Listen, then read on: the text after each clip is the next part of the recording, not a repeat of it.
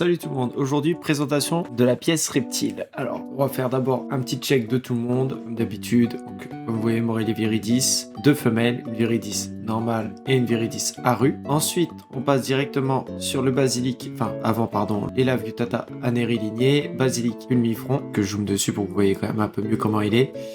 Terra donc bioactif avec cascade, bassin, plusieurs plantes de tout type, pothos, ficus, etc. La terrarium du Leoion Python albertii, donc plus communément appelé le python à lèvres blanches. Ouais, c'est que je vais essayer de vous montrer un peu mieux quand même. D'ailleurs, Terra bioactif que je fais demain. Donc quand vous verrez la vidéo, normalement le Terra bioactif sera déjà fait. Là, comme je vais essayer de vous montrer le Terra du basilic un peu mieux. Donc là, je vous montre voilà un peu comment il est fait. D'ailleurs, je vais rajouter encore quelques trucs. Je vais rajouter sûrement de la mousse dedans. Parce que je trouve que ça manque un peu de verdure. Qui se calme d'ailleurs même plutôt bien. Beaucoup moins speed qu'au départ.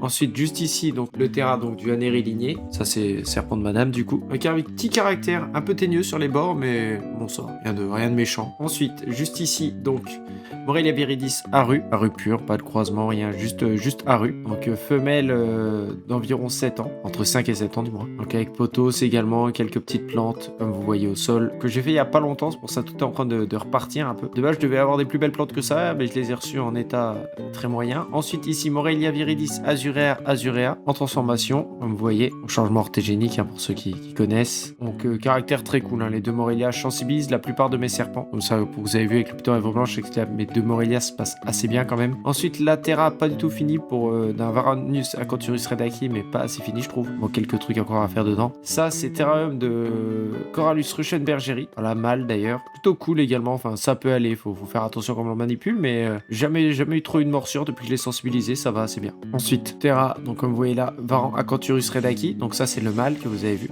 En plus son Terra est assez fini, juste il y a un gros trou à droite que j'ai vu hier qu'il a fait lui-même, donc je vous montre pas le côté droit, qui est assez moche. Terra est fini, mais il a fait un trou pour se filer dans la mousse expansive, donc ouais, assez chiant malheureusement. Bon c'est pas grave, rien de nocif, mais bon, toujours faire attention. Là, petit élevage de micro-grillons, que je vais finir par enlever parce que je trouve que c'est beaucoup trop petit. Là, élevage de grillons, tout simplement, rien de complexe. On aura une centaine à peu près dedans, entre 100 et 200 je dirais. Et voilà, merci à tous d'avoir regardé cette vidéo, n'hésitez pas à liker, commenter, etc. Nous on se revoit très bientôt, c'était Wacker, ciao.